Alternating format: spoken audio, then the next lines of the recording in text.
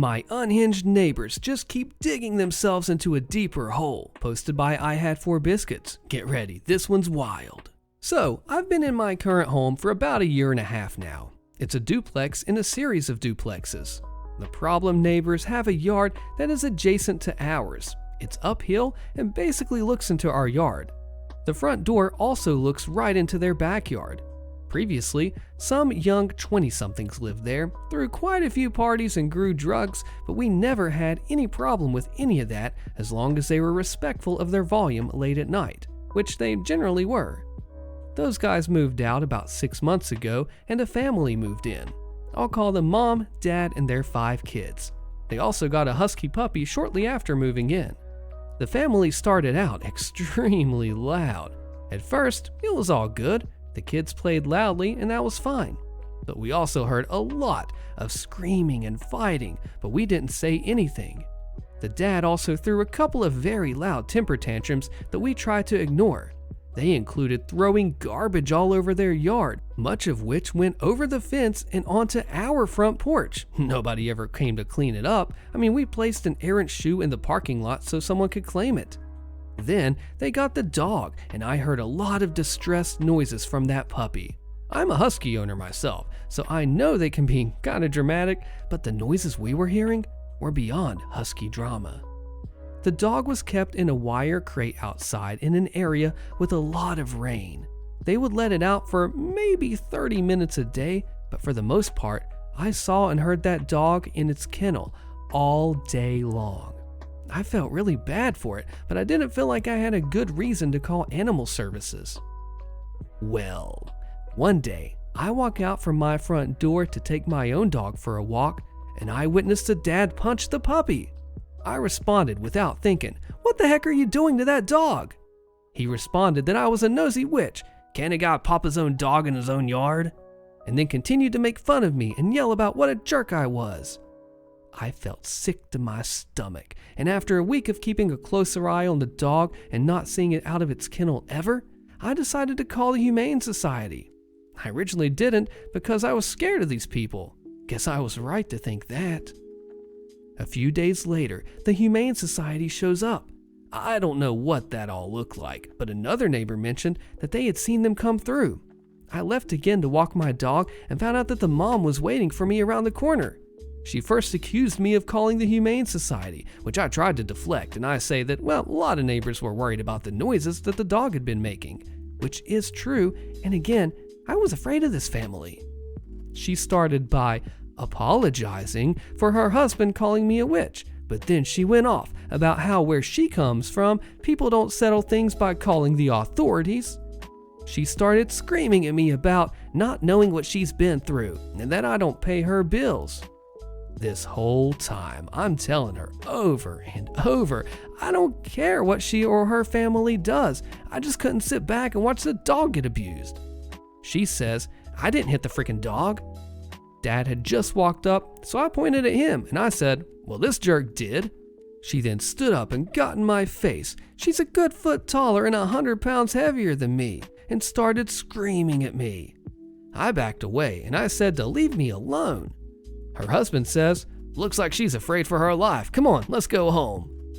So I'm freaking out at this point, okay? This terrifying person just made moves to beat me up.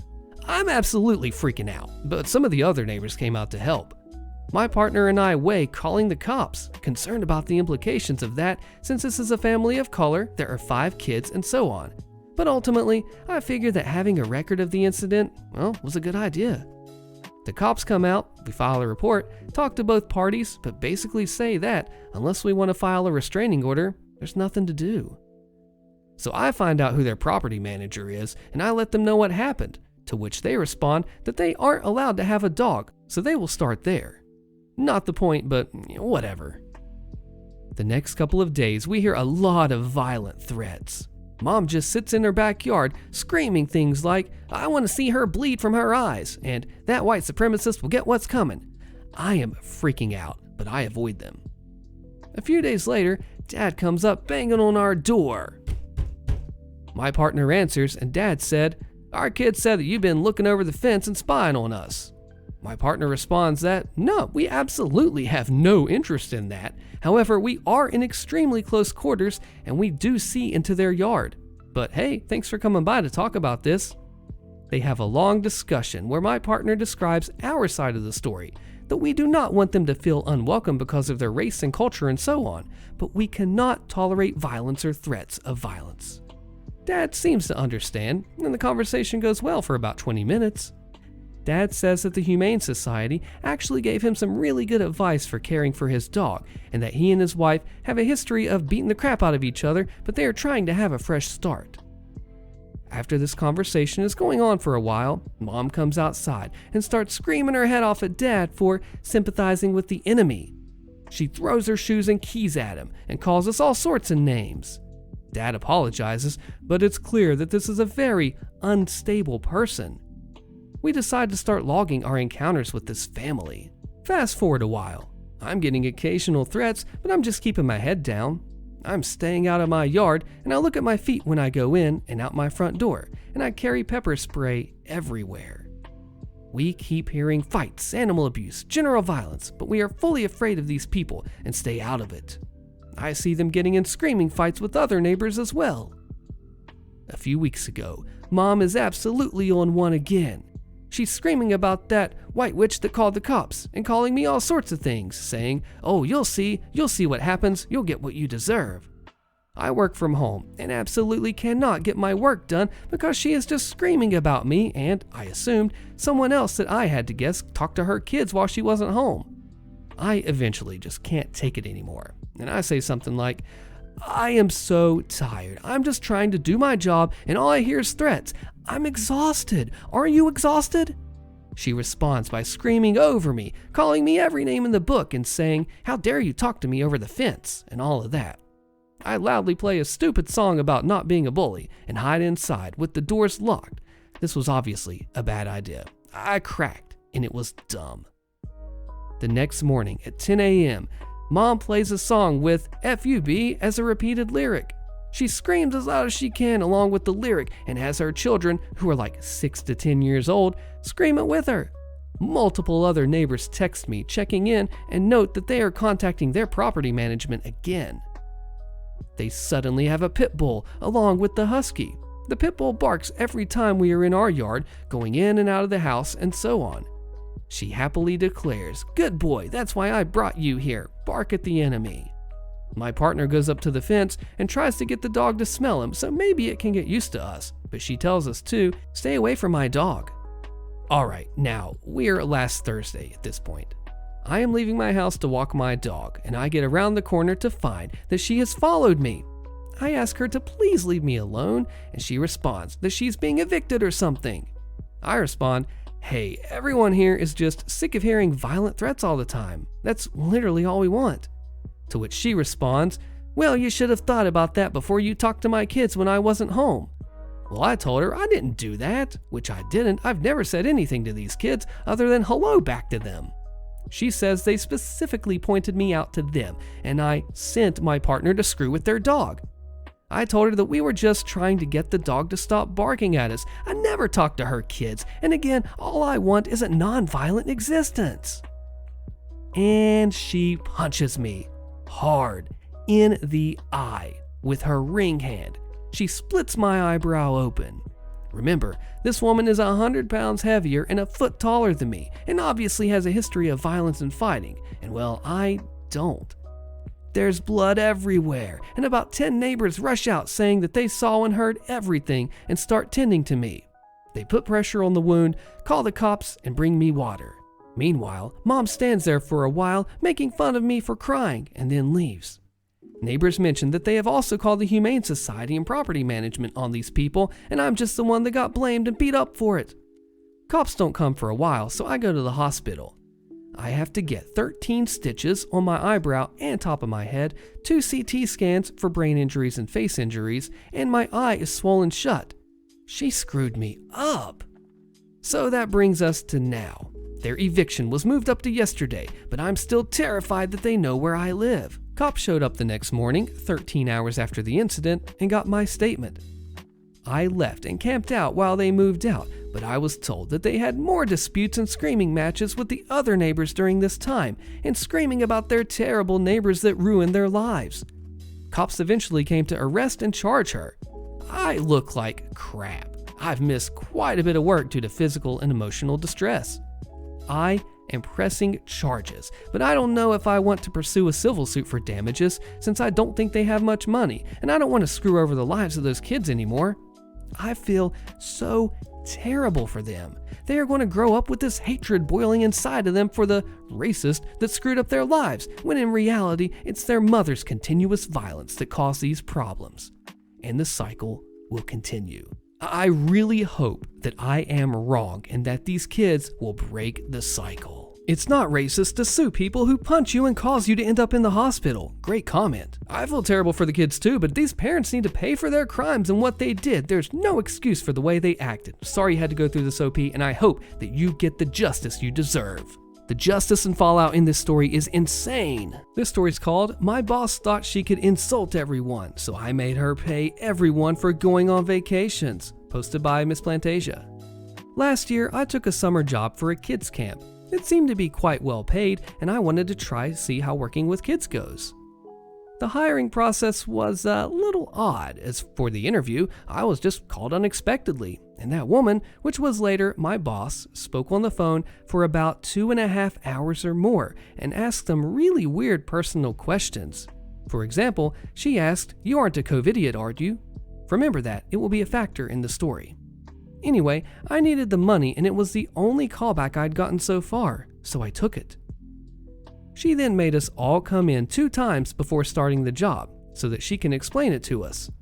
Both times it went on the whole frickin' day without being included in our payments because it was not mandatory. I got to be the boss of my team. Then the first day came around and we faced 20 or more children with their parents. But the boxes with the name list, the toys and everything weren't there. We basically improvised and wrote their names as they came and hoped that they are indeed signed up. Later, the boxes arrived, but the contents were measly at best. She had given us 2 kinds of games, Uno and something else, bought it like 3 times. We got little instruments for the kids to decorate, but when she came around to check on us a few days later, she screamed at us. The freaking kids shouldn't have been allowed to take the instruments home, which she never said and made no sense. The next few days went on like this. She came around and screamed at us for doing something that made sense to every one of us and pretending that she had instructed us otherwise at the unpaid, non-mandatory orientation meeting, which I attended every time. She just talked about her personal life, no instructions. She went on and offended every single person in existence. She doesn't want to have lactose intolerant or handicapped kids in the camp because they're too much of a hassle. My Muslim colleague got scolded for wanting to go home to her toddler after a 10-hour shift, and she asked her in front of everyone if her son still breastfeeds in a crude way, because she doesn't have any reason to go home. Parents with questions or complaints are to be educated like kids because they behave like that when they didn't get screwed by their wife the night before. Also, she made us work more than 12 hours without a break and crapped on me when I stood up and went home at 12 hours worked. We have a law that requires that here. But 2 events stood out when she went after the kids. On the first occasion, you have to remember that this woman has an unhealthy obsession with Corona. She not only changed the rules of everything anytime it fit her narrative. With us, she also did that with the parents, which led to misunderstandings every single day. So she asked the children, aged 4 to 10, which one had done an antigen test and who had a PCR test. Of course, the children didn't all know what this is, and a little 5-year-old girl raised her hand for the false one. When my boss noticed that, she gave this poor girl the scolding of her life and told her that she is dumb as a rock for not knowing the difference. Pretty sure this girl had spit in her face. I was so in shock, I probably should have slapped her for that, but I didn't. The girl tried hard to not cry and didn't come back the days after. The second incident was even more disturbing. A 4-year-old boy hit his head at the playground when they were all outside. I was back in the office when my colleagues came running. I called the boss while my colleague called the ambulance. When I told her that and how my colleague was already on the phone with the ambulance, she scolded me.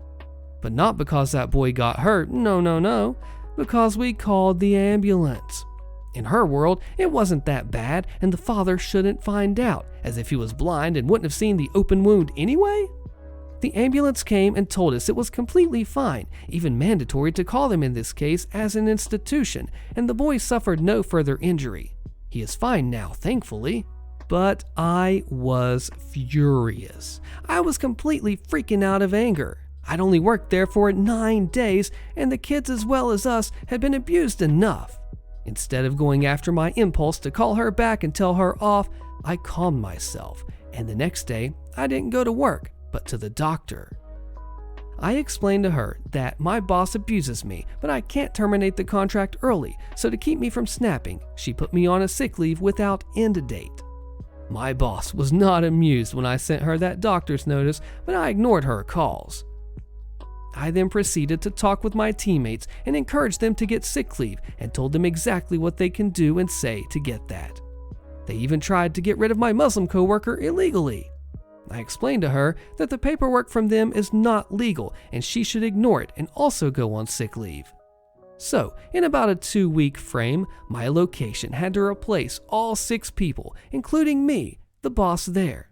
And I took all the records home too, so she couldn't just pass them on, and also changed the password to my email account and did everything to tick her off. The story doesn't end here. As I found out, the word spread like wildfire, and because she was such a piece of crap to everyone at every location, 1 month after the start, she lost more than half of her staff. Some of them still had to be paid sick leave. Apparently, she called some of them and begged them to come back and offered bonuses as high as double the pay and still got nobody to come back to help. The silver lining was that the parents also had enough and many kids were taken out of that camp. So the end of July was here. I was on sick leave and she calls. She proceeds to tell me, suspiciously calm, that if I don't want to come back next month, I should tell her now, please, and she offered to end my contract without further obligations and with my payment for the whole month of July. I tell her about how I'm coming back because I really want to get better and other bullcrap. And of course, I just didn't, and I proceeded to collect 1 additional full month of sick leave without ever even speaking to her directly again. I also went out of my way to continue offering information for every single staff member of all locations that wanted to leave and still get paid or wanted to know where they can report her. So in the end, this is what she got for being a disrespectful witch. She lost half or more of her workers. Everyone hates her and wants nothing to do with her, really bad publicity included. She had to pay me the full 2 months, my vacation time out in money, which is quite expensive for them, as I didn't take it because I was so sick, pay my overtime and the mandatory bonus you get for doing extra hours. All of this multiplied by 6 at least. I got around $6,000 for 9 days of work from them. Her entire enterprise went downhill. And of course, I also had to get my money through legal support, so that came on to her too. I can't explain how much detail I put in the legal planning, so to get all the people paid out as much as possible without any chance of legal repercussions ever. My butt is safer than safe. She will not ever be able to retaliate on what I did there. I studied law for a while and got everything double-checked by professionals. She tried to harass me, and I blocked her. But I heard she read my personal information to the other colleagues who stayed there and called me all possible names. So, if she should ever even try to sue me or blackmail me, I have evidence and witnesses for trying to dox me, insulting me, and various other things. Honestly, after I wrote that down now, I'm kinda proud, but also surprised at how nicely all of that worked out. I didn't see any listings searching for that project this year, so hopefully that went downhill, and I hope that she went back to heck where she came from, or became unemployed. The HOA vandalizes my property, but I'm not even part of the HOA. Click the video on your screen, you don't want to miss the crazy fallout, and I'll see you there.